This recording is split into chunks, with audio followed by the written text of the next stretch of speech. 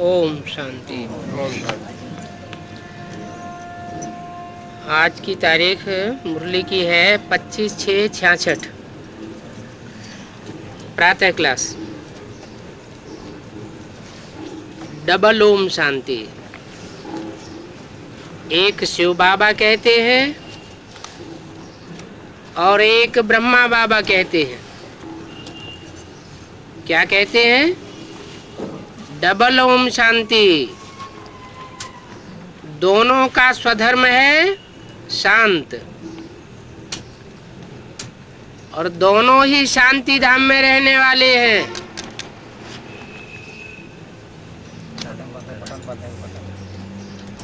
तुम बच्चे भी शांति धाम में रहने वाले हो,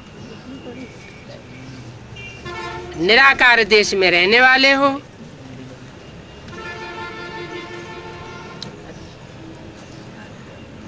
और इस देश में पार्ट बजाने आए हो, क्योंकि ये ड्रामा का रंगमंच है ना। बच्चों को ड्रामा की आदि मध्य अंत का ज्ञान बुद्धि में भरा हुआ है, ऊपर से लेकर नीचे तक।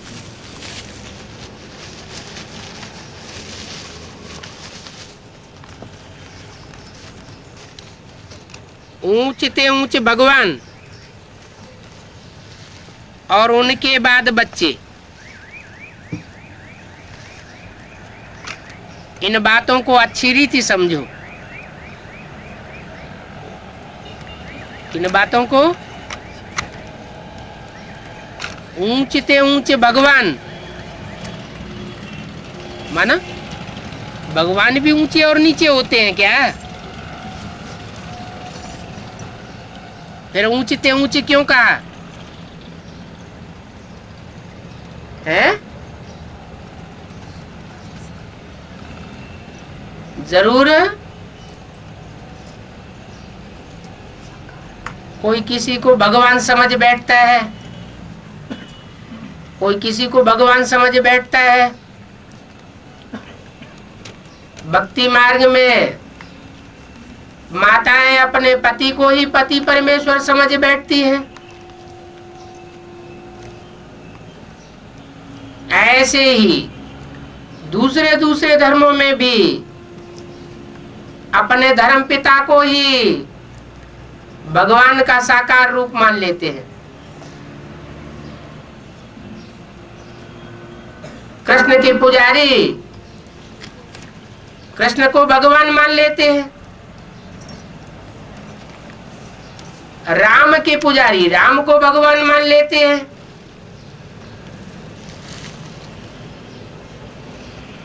लेकिन वास्तव में ऊंचते ऊंचे भगवान है जो सुप्रीम सोल सेवर इस साकार सृष्टि रूपी रंगमंच पर आकर मुकर्रर रथ में प्रवेश करता है और सारी सृष्टि को पलट देता है। वो है ऊंचते ऊंच। बाद में बच्चे हैं नंबरवार। सिवाय तुम्हारे ये ज्ञान कोई की बुद्धि में नहीं है। और तुम पढ़ते हो खुदाई स्कूल में। भगवान वाच है। भगवान तो एक ही होना चाहिए, क्योंकि सबका बाप तो एक ही है। और बाप सृष्टि रचते हैं तो कहा जाता है प्रजापिता ब्रह्मा।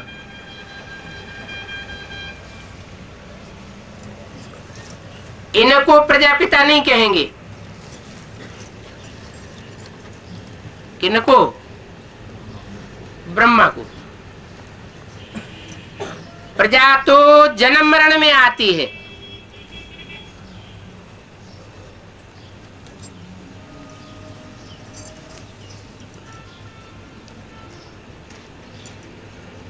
आत्मा के आधार से प्रजा जन्म मरण में आती है ना। फिर चाहिए प्रजापिता। प्रजापिता ब्रह्मा भी गाया हुआ है, परम पिता परमात्मा प्रजापिता ब्रह्मा द्वारा रचना रचते हैं। किसकी रचना रचते हैं? मनुष्यों की रचना रचते हैं। मनुष्य कहेंगे जो मन का उपयोग करते हो, इसलिए मनु की औलाद कहा जाता है। ऐसे नहीं कि कोई नई रचना रचते हैं, उनको बुलाया ही जाता है, हे पतित पावन आओ।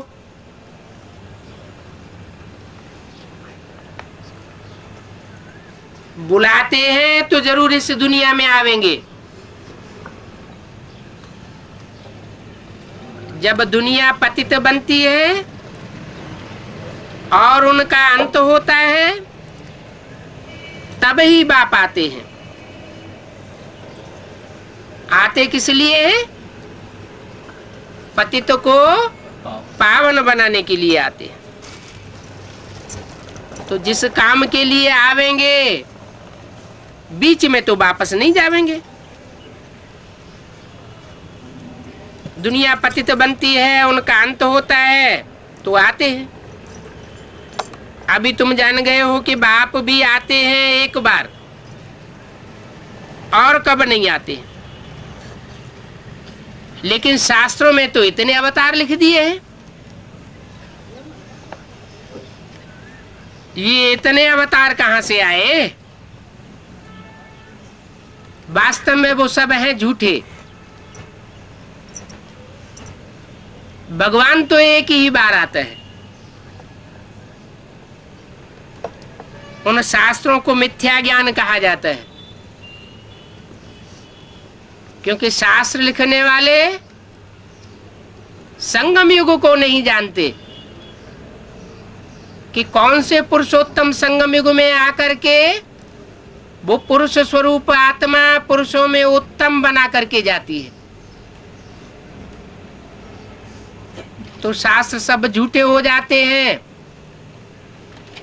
अब उन शास्त्रों का असली सार आकर के बाप बताते हैं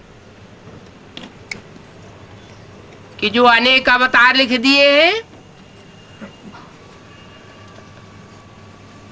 कच्छ मच्छ अवतार लिख दिए हैं, वो अपनी अपनी जाति अपनी अपनी धर्म में जो विशेष आत्माएं विशेष पार्ट बजाती है धर्म पिता के रूप में, उनको ही वो सर्वोपरि मान लेते हैं। ऐसे मिथ्या ज्ञान को कहा जाता है अज्ञान। अज्ञान को अंधेरा कहा जाता है और ज्ञान को सोझरा कहा जाता है। तुम अंधेरे में थे, तुमको तो कुछ भी पता नहीं था, न तो ऊंच ते ऊंच भगवान का पता था, न उनकी बायोग्राफी का पता था। अभी तुमको सारा नॉलेज मिला है। तुम ड्रामा के एक्टर्स हो ना,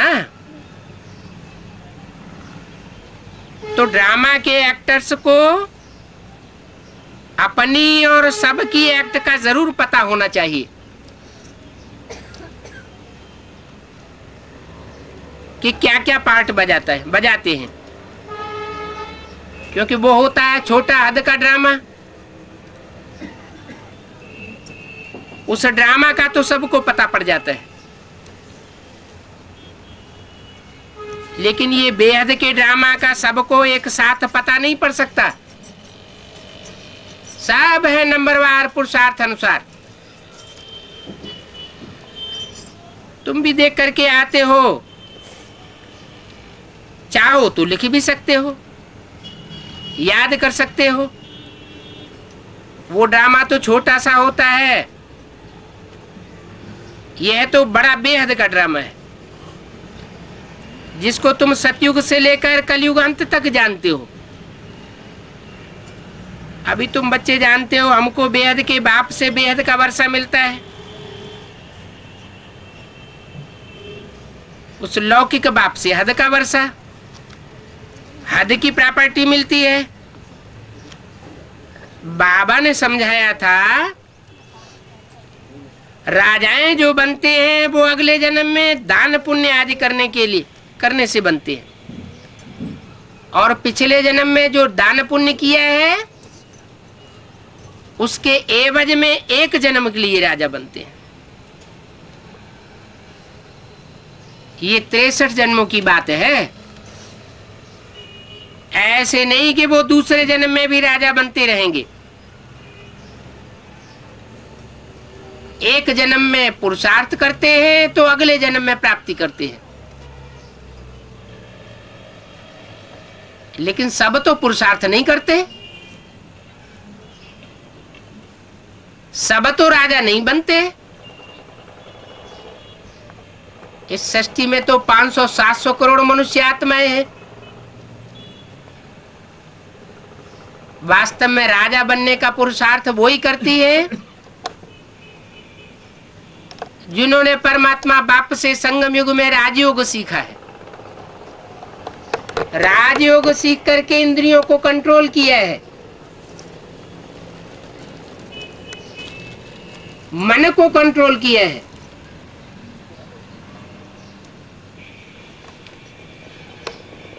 संगम युग में जिनके संस्कार पड़ जाते हैं पुरुषार्थ करने की, जैसा जैसा तीखा पुरुषार्थ वैसा वैसा तीखा राजा बनता है।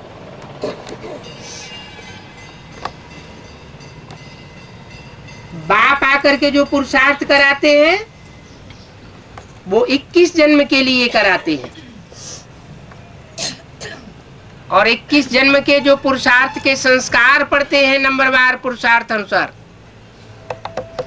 वही संस्कार 63 जन्मों में भी जाते हैं। वो परमात्मा की प्राप्ति नहीं है 63 जन्मों में, अपना अपना पुरुषार्थ है, लेकिन वो संस्कार आते हैं तब जब यहाँ बाप से एक जन्म में पढ़ाई पढ़ते। तुम जो सतयुग में राजाएं महाराजाएं थे, ऐसे मत समझो कि तुम्हारी राजाई कोई गुम हो जाती है। नहीं, वो बाप की दी हुई राजाई है, अनेक जन्म की प्राप्ति कराते हैं।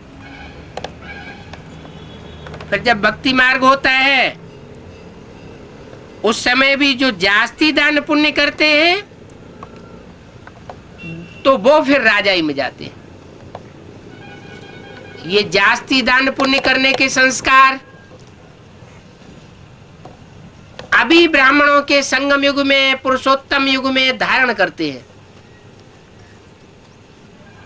कोई तो अपने पुरुषार्थी जीवन में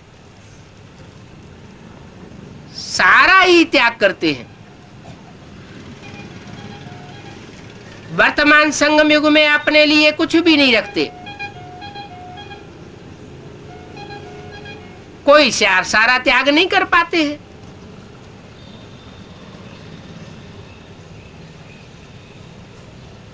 जो त्याग नहीं कर पाते हैं वो फिर संस्कार ले जाते हैं। द्वापर युग में वही संस्कार फिर इमर्ज होते हैं, तो एक जन्म में राजा बनते हैं, अगले जन्म में फिर पुरुषार्थी बनते हैं। इसलिए कहा जाता है तप कर राज और राज कर नरका, क्योंकि जो राजाई की गद्दी पर बैठता है वो 63 जन्म की ऐसी बात है जहां अहंकार चढ़ जाता है। बाप जो 21 जन्म की बादशाही देते हैं वहां अहंकार चढ़ने की बात नहीं रहती है।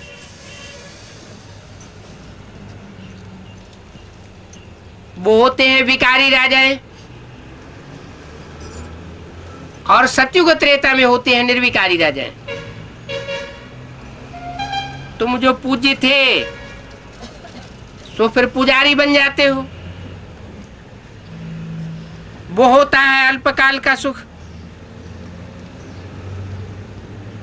दुख तो सिर्फ अभी होता है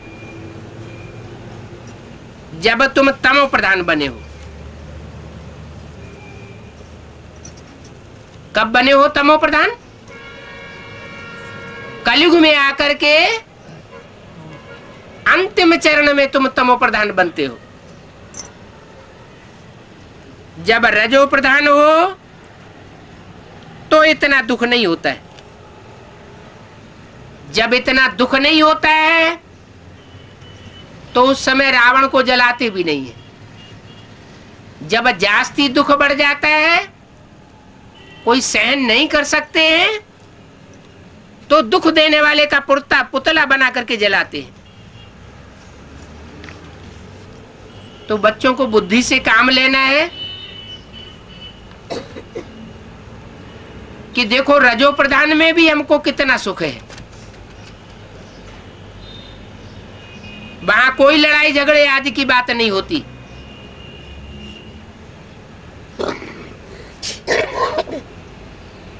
जब लाखों की अंदाज में हो जाते हैं तो लड़ाई शुरू होती है।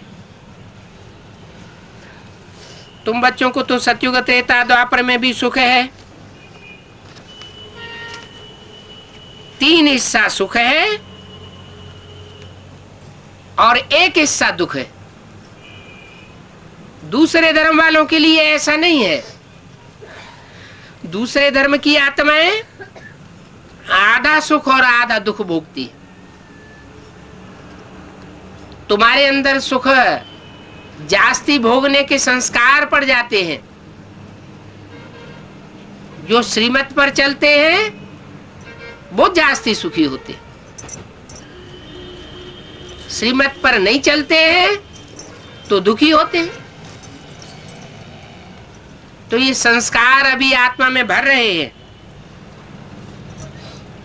जब तमो प्रधान शुरू होता है तो थोड़ा दुख होता है। अभी तो है ही तमो प्रधान। बाप समझाते हैं ये ड्रामा है, इस ड्रामा से कोई छूट नहीं सकता। कोई कहते हैं कि सदाकाल की मुक्ति हो जाती है, लेकिन सदाकाल की मुक्ति कैसे होगी? भगवान को ही कल्प कल्प इस सृष्टि पर आना पड़ता है, तो आत्माओं की सदाकाल मुक्ति कैसे हो सकती?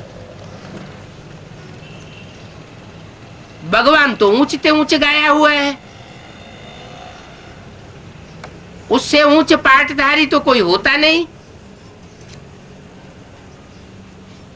तो जब ऐसी सृष्टि में आने के लिए वो बार बार बांधा हुआ है, तो आत्माओं की सदाकाल के लिए मुक्ति होने का सवाल ही पैदा नहीं होता। मनुष्य जब दुख में बहुत तंग हो जाते हैं तो कहते हैं भगवान ने ऐसा खेल क्यों रचा, हमें तो इस संसार से मुक्ति चाहिए। ऐसी दुख की दुनिया रचने की जरूरत ही क्या थी? लेकिन नहीं, ये दुख और सुख का खेल चलता रहता है। दिन होता है तो रात भी होती है, रात होती है तो दिन भी होता है। अज्ञान की दुनिया होती है तो ज्ञान की दुनिया भी होती है। सतयुग त्रेता में ज्ञान आत्मा में समाया हुआ है। आत्मिक स्टेज ज्ञानी की प्रैक्टिकल स्टेज है। द्वापर युग में आत्मिक स्टेज नहीं रहती तो अज्ञान छा जाता है। तो ऐसा खेल कहते हैं कि रचा ही क्यों जो अज्ञान छा जावे। मनुष्य इतना दुखी क्यों हो जाता है? अगर ये दुनिया रचे ही नहीं तो दुनिया ही नहीं होती, कुछ नहीं होता। बाप कहते हैं रचयिता है तो रचना भी तो है ना। बच्चे जानते हैं नई दुनिया सो पुरानी दुनिया होती है। ऐसी तो दुनिया में कोई चीज नहीं है जो नए से पुरानी न होती हो। चाहे मनुष्य हो, चाहे जानवर हो, चाहे पशु पक्षी हो, चाहे पहाड़ हो, चाहे नदियां हो, दुनिया की हर चीज सतो प्रधान से तमो प्रधान की ओर जाती है, चार अवस्थाओं से गुजरती है। मनुष्य जीवन के भी चार काल हैं। बाल्यकाल सबसे अच्छा माना जाता है, कोई चिंता नहीं होती है। नौजवान होते हैं तो थोड़ी चिंताएं बढ़ती है, परिवार बढ़ता है। वानप्रस्थ अवस्था होती है तो और ही चिंताएं बढ़ जाती हैं। वृद्धावस्था आने पर समझते हैं अब तो सन्यास हो जाना चाहिए, लेकिन बुद्धि का सन्यास होता नहीं है। ये कौन सी युग की बात है? ये कलयुग की बात है। कलयुग में सन्यास लेने के लिए और दिलाने के लिए और सन्यास सिखाने के लिए शंकराचार्य को आना पड़ता है, क्योंकि सन्यासी अपन को समझते हैं कि हम सुखी हो जाते हैं घर घाट छोड़ने से, लेकिन बुद्धि से तो नहीं छोड़ पाते। बुद्धि से याद आता रहता है तो सुखी कैसे हो सकते हैं? अभी बाप आकर के हमको बेहद का सन्यास सिखाते हैं कि घरगस्थ में रहो, और घरगस्थ में रहते हुए भी, इंद्रियों से कर्म करते हुए भी बुद्धि से उपराम हो जाओ। तो ये ऐसे नहीं है कि दुनिया रची ही क्यों, किसने ये सब खेल रचाया? कहते हैं ना, खेल तो किसी ने रचाया नहीं, ये तो बना बनाया ड्रामा है। जो बना बनाया ड्रामा है उसको रचने की बात नहीं है। ये ड्रामा अनादि फिरता रहता है। बच्चे जानते हैं नई दुनिया सो पुरानी जरूर होती है, उनकी डिटेल भी बताते हैं। सतयुग से कलयुग अंत तक कैसे कैसे चक्कर फिरता है। बाकी थोड़े रोज हैं, तुम सब कुछ प्रैक्टिकल में देखेंगे जो तुमने साक्षात्कार में देखा है। पहले से ही सब कुछ नहीं दिखावेंगे। 5000 वर्ष पूरे होने में बाकी थोड़ा टुकड़ा बचा है, तो अभी सब कुछ थोड़े ही दिखावेंगे, और जब होगा तो उनको भी साक्षी होकर के देखेंगे। जिनकी साक्षी अवस्था बनी होगी वो देखेंगे, साक्षी अवस्था नहीं बनी होगी तो त्राहे त्राहे करेंगे। जो होना होगा सो कल पहले माफिक होगा। ये तो देखते हो कि तैयारियां हो रही है। विनाश तो जरूर होगा, सारी तैयारी हुई पड़ी है। बाकी क्या नहीं हुआ है? नई दुनिया का जो संगठन है वो अभी तैयार नहीं हुआ है। जब तक नई दुनिया का संगठन तैयार नहीं हुआ है तब तक पुरानी दुनिया में आग नहीं लग सकती। ड्रामा में सब कुछ पहले से नूद है। ऐसे नहीं कि विनाश तो नहीं होगा,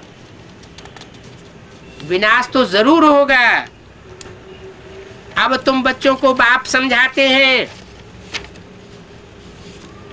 अभी आत्मा जो तमो प्रधान बनी है अभी उसको सतो प्रधान बनना है। कितने साल हो गए? तमो प्रधान आत्मा को सतो प्रधान बनाने के लिए?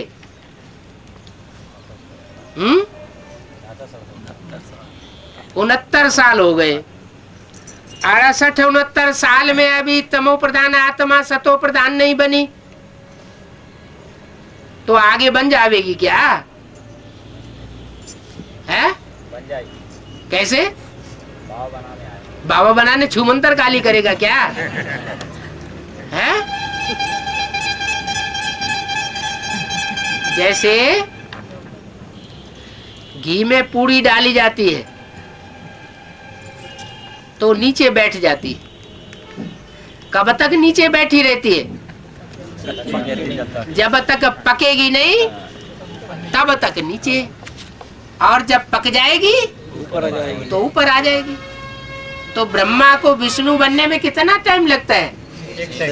1 सेकंड लगता है। तो वो 1 सेकंड अभी नुदा नहीं है। वो 1 सेकंड का आखिरी पुरुषार्थ अभी एक आत्मा का हुआ नहीं है,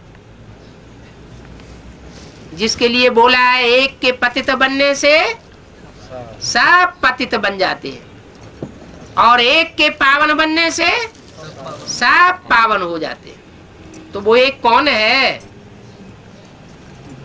हैं? एक वो कौन है जिसका इतना महत्व है?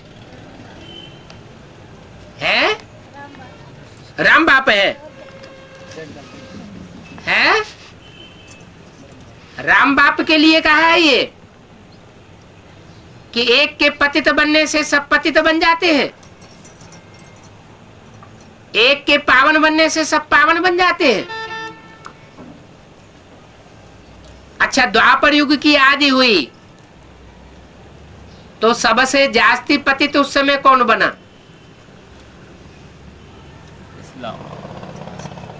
इस्लाम धर्म में जो आत्मा कन्वर्ट हुई, इब्राहिम जिसमें प्रवेश करता है वो सबसे जास्ती पतित बन जाता है। तो उसमें इस्लाम धर्म की सोल प्रवेश करती है। लेकिन कलयुग के अंत में आकर के सबसे जास्ती पतित कौन बनता है?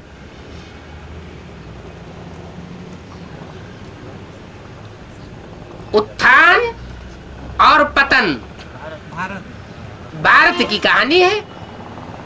भारत पिता कहा जाता है, भारत माता कही जाती है। क्यों? पिता क्यों नहीं? माता को आगे क्यों रखा गया है? माता ओ माता तू है जग की भाग्य विधाता क्यों कहा गया? भाग्य विधाता तो भगवान होना चाहिए, क्योंकि माता धरणी कही जाती है। धरणी का उद्धार होता है तो धरणी का आधार लेने वालों का उद्धार होगा। धरणी का ही अगर उद्धार नहीं हुआ तो आधार लेने वालों का उद्धार नहीं हो सकता। इसलिए कहते हैं कि राम और कृष्ण धरणी पर रहते हैं और कच्छ मच्छ अवतार पानी में रहते हैं। पानी कौन सा? ज्ञान जल का आधार लेते हैं, वो ज्ञान जल के आधार पर चलते हैं। और रामकृष्ण की आत्माएं धरणी के आधार पर चलती है। धरणी माने कन्याएं माताएं। कन्या माताओं का उत्थान होगा तो सारे परिवार का उत्थान हो जाएगा, पूरे सनातन धर्म का उत्थान हो जाएगा। कन्याओं माताओं के ऊपर बहुत जिम्मेवारी है। कब? और जन्मों की बात नहीं है, इस संगम युग की बात है। संगम युग में जब बाप आते हैं तो ज्ञान का कलश कन्याओं माताओं को देते हैं। क्यों? कन्याओं माताओं को क्यों देते हैं? पुरुषों को क्यों नहीं दे देते? पुरुषों ने क्या गुनाह कर दिया? पुरुष चोला ही ऐसा है जो दुर्योधन दुशासन बनने से नहीं चूकता। कन्याओं माताओं में लज्जा रहती है, खास करके भारत की कन्याओं माताओं में। भारत की नदियां गाई हुई हैं, वो जड़ नदियों की बात नहीं है, ये चैतन्य नदियों की बात है। भारत की चैतन्य नदियां पतित पावनी बनती है परमात्मा बाप के संग के रंग से। शिव शक्तियां गाई हुई हैं, ये शिव शक्तियां शिव की शक्तियां हैं। शंकर शक्तियां गाई जाती हैं क्या है? शंकर की आत्मा अलग, शिव की आत्मा अलग, भले शरीर एक ही होता है। जो शंकर का चोला वो शिव का चोला, लेकिन आत्माएं अलग अलग है, उनके कार्य भी अलग अलग है। शिव शंकर भोलेनाथ कहा जाता है तो दोनों आत्माएं मिलकर के पार्ट बजाती है। अंतर क्या पड़ जाता है?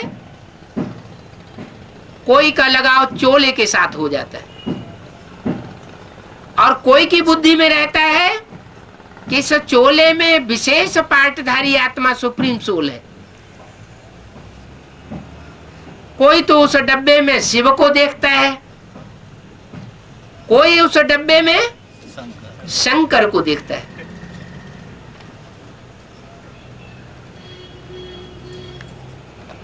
तो शंकर हो, ब्रह्मा हो या विष्णु हो, ये तीनों ही देवताओं में श्रेष्ठ देवता तो बनते हैं, वो भी लास्ट में जब रिजल्ट निकलता है। लेकिन ये तीनों ही त्रिदेव 33 करोड़ देवताओं के बीच में 63 जन्म लोड़े खाते रहते। इनकी कोई वैल्यू उतनी नहीं है, सुप्रीम सोल की ही वैल्यू है, लेकिन वो निराकार है,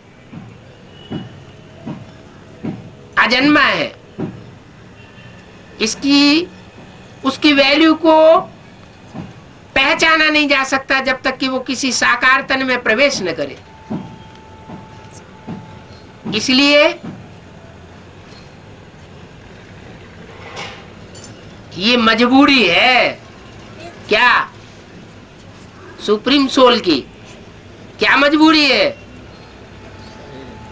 कि उसे पतित कामी कांटे में प्रवेश करना पड़ता है।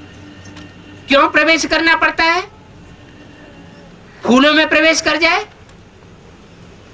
कोई अच्छे पवित्र सन्यासी में प्रवेश कर जाए, किसी धर्मात्मा में प्रवेश कर जाए?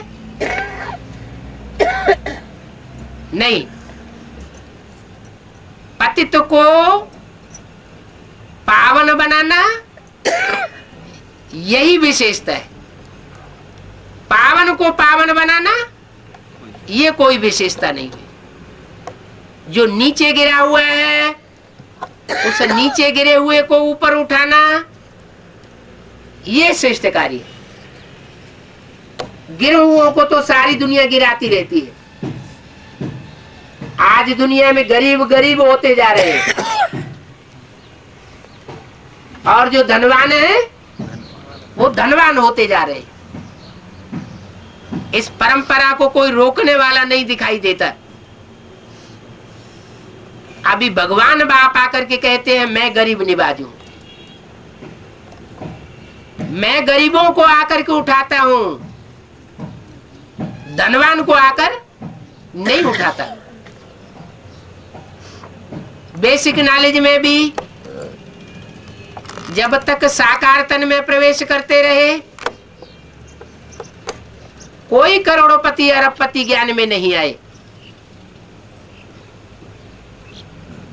शरीर छूटने के बाद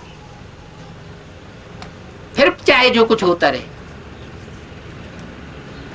वो तो बेसिक नॉलेज का असली रूप ही नहीं रहा। ऐसे ही एडवांस नॉलेज में भी जिस मुकर्रर रथ में आते हैं उसके द्वारा गरीबों को ही उठाते हैं। बेसिक नॉलेज में फिर भी कुछ धनवान लोग थे। जैसे बेसिक नॉलेज का मुखिया कौन था? है दादा लेखराज। वो क्या थे? धनवान थे, हीरो के जवाहरातों के व्यापारी थे। तो वो तो बेसिक नॉलेज की बात हुई, अधूरी नॉलेज की बात है। लेकिन परमात्मा परमपिता वो तो संपूर्ण है। वो संपूर्ण नॉलेज जब तक आकर न दे तब तक कोई आत्मा संपूर्ण नहीं बन सकती। और वो परिपूर्ण आत्मा परिपूर्ण नॉलेज आकर के गरीबों को ही देती है। इस एडवांस नॉलेज में छांट छांट के देख लिया जाए, कोई भी अरबपति नहीं होंगे। आज की दुनिया में लखपति तो कुछ माने ही नहीं जाते।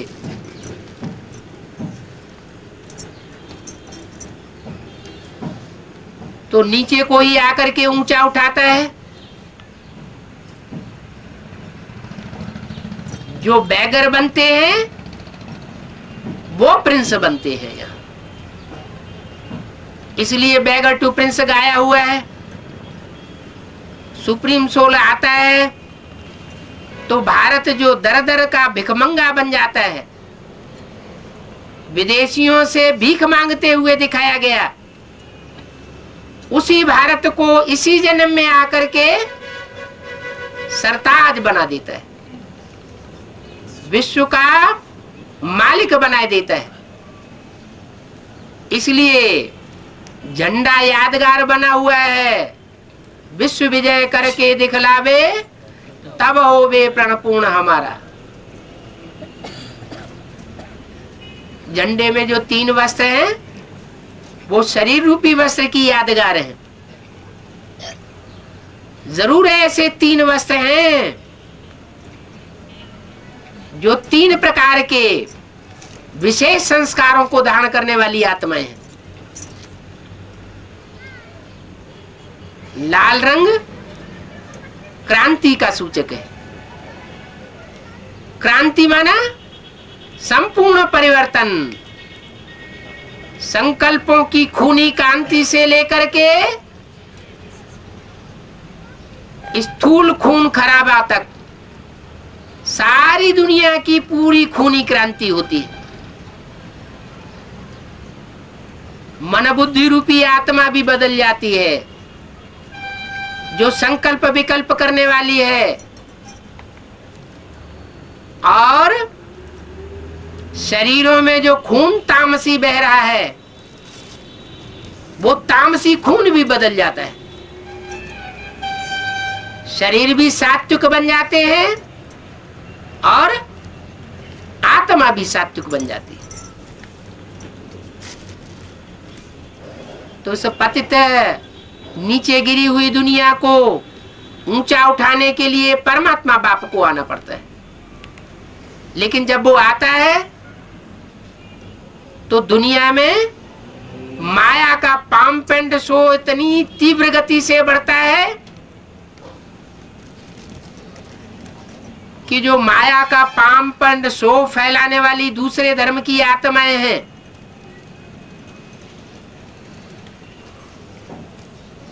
वो परमात्मा बाप को पहचान ही नहीं पाती। असली सुख क्या है उनकी बुद्धि में नहीं आता। वो भौतिक सुख को ही सब कुछ समझते हैं। बाप आकर बताते हैं कि मन का सुख ही सबसे बड़ा सुख है। मन के हारे हार, मन के जीते जीत। मन अगर कंट्रोल में कर लिया तो वाइब्रेशन कंट्रोल होने से सारी दुनिया कंट्रोल हो सकती है। मन कंट्रोल से बाहर है तो इंद्रियां भी कंट्रोल से बाहर हो जाती हैं। इंद्रियां वो सात्विक सुख नहीं भोग सकती अगर मन चंचल बन गया तो मन का मिसाल दिया गया है ब्रह्मा के लिए। पावरफुल से पावरफुल मन किसका हुआ? ब्रह्मा का। कौन सा ब्रह्मा? ब्रह्मा तो अनेकों के नाम है। दादा लेखराज भी ब्रह्मा। यज्ञ के आदि में जो माता है, जो निमित्त बनती है ज्ञान सुनाने के लिए और ज्ञान सुनने के लिए, वो माता पहले पहले आदि ब्रह्मा है।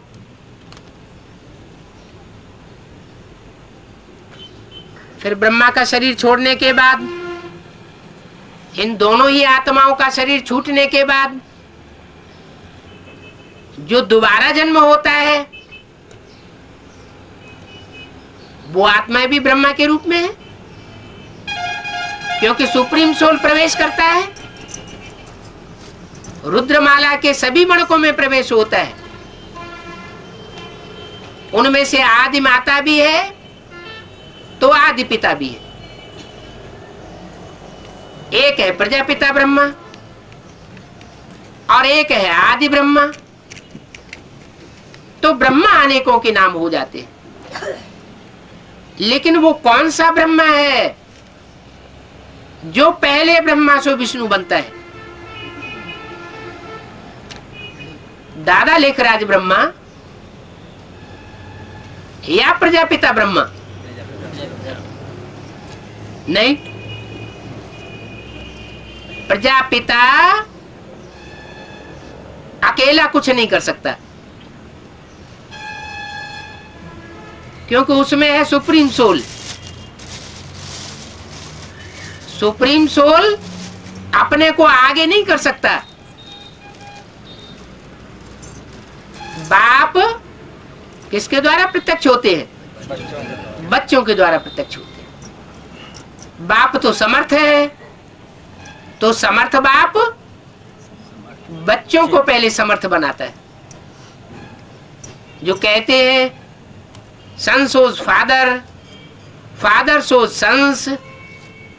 बाप बच्चों को प्रत्यक्ष करता है, बच्चे बाप को प्रत्यक्ष करते हैं।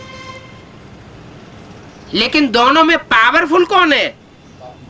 बाप पावरफुल है, बच्चे तो नंबरवार हैं। तो किसकी प्रत्यक्षता पहले होगी? है? बच्चों की प्रत्यक्षता पहले होगी। तो जरूर है कृष्ण बच्चा जो है वो पहले ही सृष्टि पर प्रिंस के रूप में प्रत्यक्ष होता है। वो तो नई दुनिया की बात हुई। अभी ब्राह्मणों की संगम की दुनिया में जिस कृष्ण का गायन है, जो शास्त्रों में गायन है, वो संगम की कृष्ण कौन?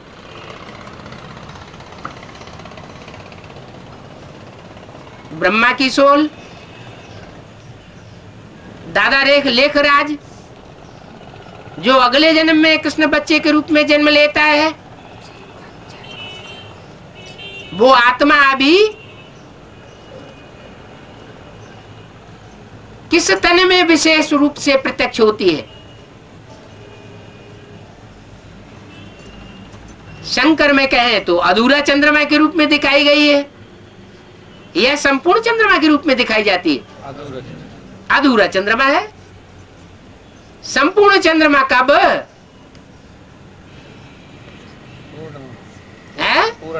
पूर्णमासी। तो जो पूर्णमासी है, एक तरफ सूर्योदय होता है और दूसरी तरफ संपूर्ण चंद्रमा अस्त होता है। एक तरफ चंद्रमा उदित होता है और दूसरी तरफ सूर्य अस्त होता है। माउंट आबू में अस्त की यादगार है। क्या यादगार है वहां? है सनसेट पॉइंट देखने जाते हैं कि वो ज्ञान सूर्य है जो बेसिक नॉलेज देने के लिए दादा लेखराज ब्रह्मा कृष्ण की सोल में प्रवेश हुआ था, वो कैसे अस्त हो जाता है। फिर वही अधूरा चंद्रमा,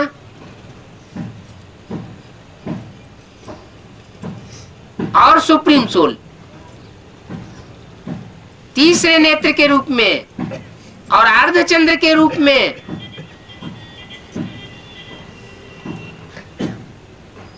जिसे सूर्यवंशी राम कहा जाता है, राम बाप कहा जाता है, माने कृष्ण को जन्म देने वाला, उसमें प्रवेश करता है। दोनों ही आत्माएं प्रवेश करती है। ज्ञान चंद्रमा ब्रह्मा की सोल भी प्रवेश करती है।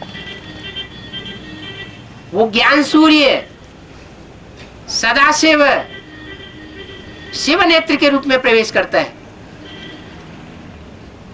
प्रवेश करता है, प्रत्यक्ष नहीं होता, गुप्त पार्ट बजाता है। जब तक पांडवों को प्रत्यक्ष न करे तब तक गुप्त पार्ट बजाता है। तो पहले पहले प्रत्यक्षता किसकी होती है? बाप की प्रत्यक्षता होती है या पहली रचना की प्रत्यक्षता होती है? पहली रचना की प्रत्यक्षता होती है। पहली रचना कौन है? माता। माने जो यज्ञ के आदि में माता थी, वो माता अभी दोबारा जन्म लेकर के फिर से पार्ट बजाती है एडवांस पार्टी में। माला का आखिरी मणका बनती है। माला का आखिरी मणका और पहला मणका दोनों मणके साथ साथ होते हैं। वास्ट डिफरेंस होता है, लेकिन सुप्रीम सोल के बिल्कुल नजदीक होते हैं दोनों। ऐसी क्या बात है? दोनों सुप्रीम सोल के नजदीक क्यों होते हैं? जब एक लास्ट है और एक फर्स्ट है। नजदीक होने का कारण क्या है? हाँ, जो भी रुद्रमाला के मणके हैं 108 मणके, उन 108 मणकों में प्योरिटी की पावर नंबरवार है। उनमें जो जगदम्बा का पार्ट है वो विशेष पार्ट है प्योरिटी को धारण करने में। ऐसे नहीं कि विजय माला से उसकी तुलना की जा सकती है। क्यों? विजय माला से उसकी प्योरिटी की तुलना क्यों नहीं की जा सकती है? विजय माला कहां से निकलती है? गृहस्थी के कीचड़ से निकलती है या सन्यासियों से निकलती है? वो तो सन्यासी होते हैं, उनकी प्योरिटी कोई विशेष मायने नहीं रखती। लेकिन जगदम्बा की प्योरिटी एक विशेष उद्देश्य से है, जो बाप का उद्देश्य है कि घर गृहस्थ में रहते पवित्र बनना है। तो घर गृहस्थ में तो बच्चे भी होते हैं, संबंधी भी होते हैं, अनेकता होती है, नीचे ऊपर होना पड़ता है। तो वो गृहस्थी जीवन में जैसे ब्रह्मा का जीवन था, ब्रह्मा के जीवन में मां अकेली पड़ गई थी। यज्ञ के आदि में ही वो पिता चला गया, यज्ञ पिता। तो जो विधर्मी थे वो हावी हो गई मां के ऊपर। एडवांस पार्टी में तो बाप भी है और मां भी है, फिर भी विधर्मी हावी हो जाते हैं। कारण क्या है?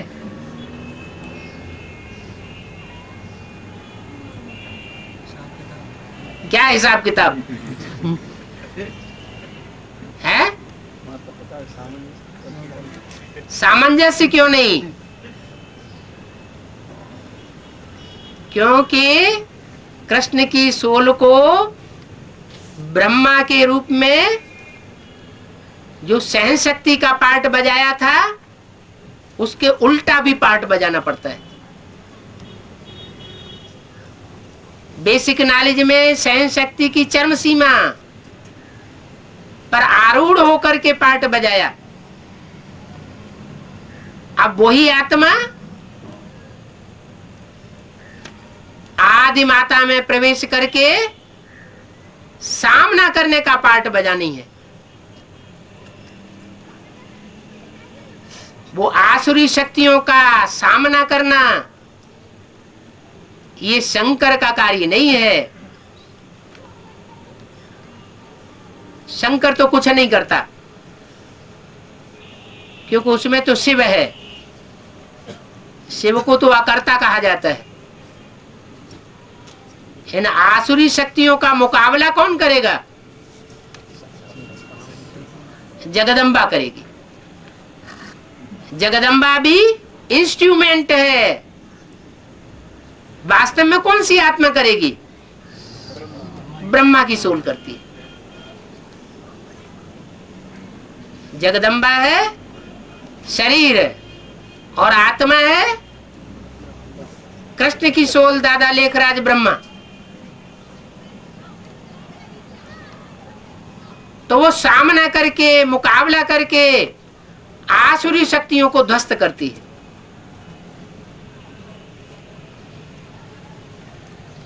उन आसुरी शक्तियों में सब पुरुष आ जाते हैं।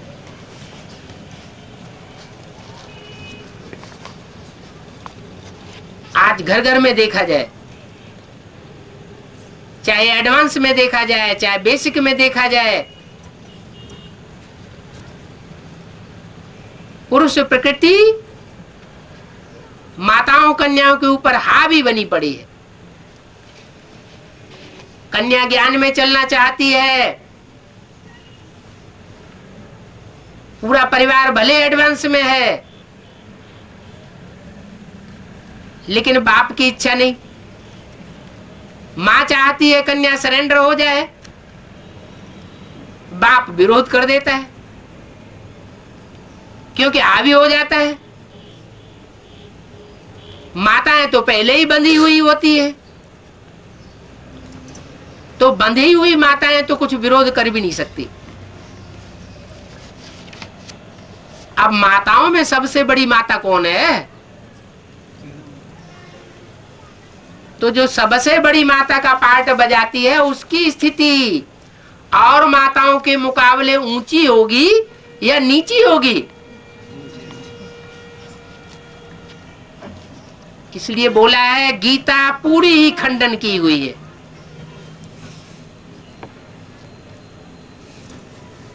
ये गीता का खंडन और गीता का मंडन, इसके ऊपर सारा मदार है। गीता कहो, प्रकृति कहो, जगदम्बा कहो, दिल्ली कहो, इसलिए बोला है दिल्ली का परिवर्तन सारे विश्व का परिवर्तन। दिल्ली का सुधार सारे भारत का सुधार कहा जाता है। दिल्ली ही एक ऐसा शहर है जिसकी गोदी में दुनिया के सब धर्म पले हैं। सब धर्मों ने उस गोदी में राज्य किया है। ये भारत देश की राजधानी है। राजा की धारणा शक्ति है। ये धारणा शक्ति अगर नीचे गिरी रहेगी तो स्वर्ग का राज्य नहीं स्थापन हो सकता।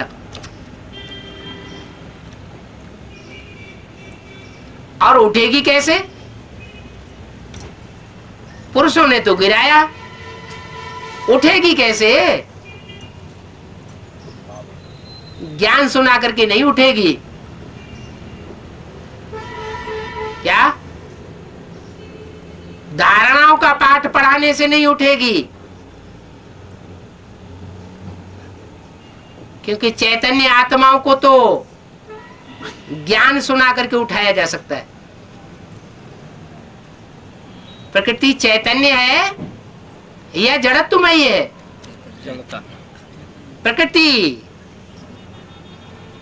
प्रकृति के 5 तत्व जिनसे प्रकृति का संघात बनता है, वो जड़ है या चैतन्य है?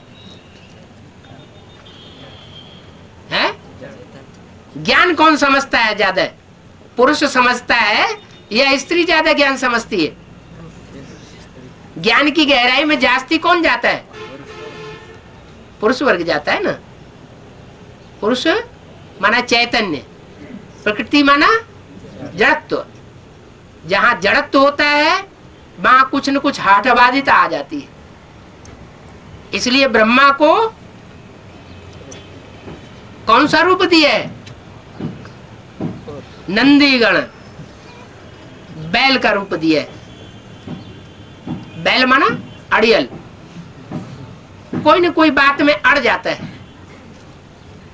कोई न कोई ज्ञान का पॉइंट मिस हो जाता है। जिस ज्ञान के पॉइंट के मिस होने के कारण सारा बिगड़ जाता है। अभी गीता का भगवान ये साबित कैसे हो? ब्रह्मा की सोल, चाहे जगदम्बा की सोल, माना दादा लेखराज की सोल हो, चाहे जगदम्बा की सोल हो, दोनों की बुद्धि में जब तक ये बात नहीं बैठती कि गीता का भगवान आखिरी कौन, साकार स्वरूप कौन, प्रैक्टिकल स्वरूप कौन, तब तक दुर्गति हो रही है। ये गीता का भगवान का पॉइंट बहुत क्रांति करने वाला है।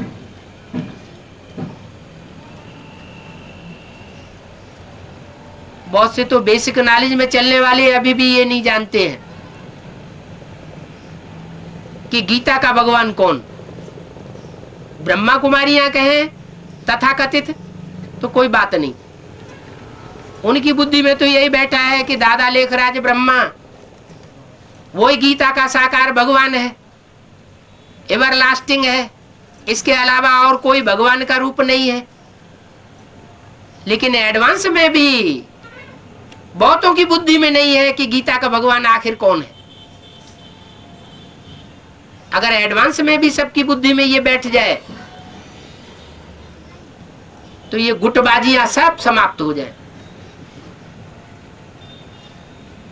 पार्टीबाजियां सब समाप्त हो जाए, घड़े खत्म हो जाएं। लेकिन वो ड्रामा में नूद है।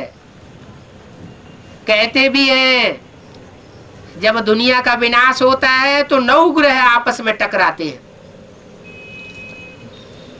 फिर क्या होगा अंजाम? 9 ग्रह आपस में टकराएंगे तो अंजाम क्या होगा? आग निकलेगी। जो छोटे मोटे ग्रह हैं वो नेस्त नाबूद हो जाएंगे। कौन बचेगा? सबसे बड़ा ग्रह कौन सा है? पृथ्वी। बृहस्पति, पृथ्वी नहीं।